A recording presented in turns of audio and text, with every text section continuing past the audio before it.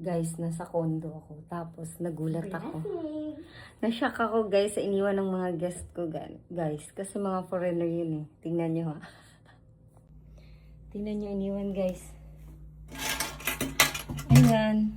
Tapos, ang daming baril. Kasi foreigner sila, diba? So, hindi na nila ito magagamit. Ang dami.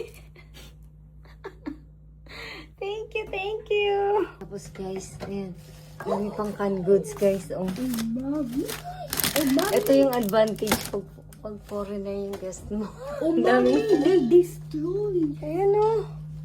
Mommy's lady. So, ito yung iniwan nila. Malinis naman, iniwan.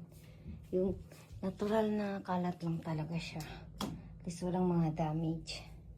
So, ayan. Tutuwa ako sa pera. Tingnan mo. Sinong di matutuwa niyan? Ayan o, ang dami. Tapos, tingnan mo yung mga change. Hindi lang tigpipiso. Ang dami o. Gini namin.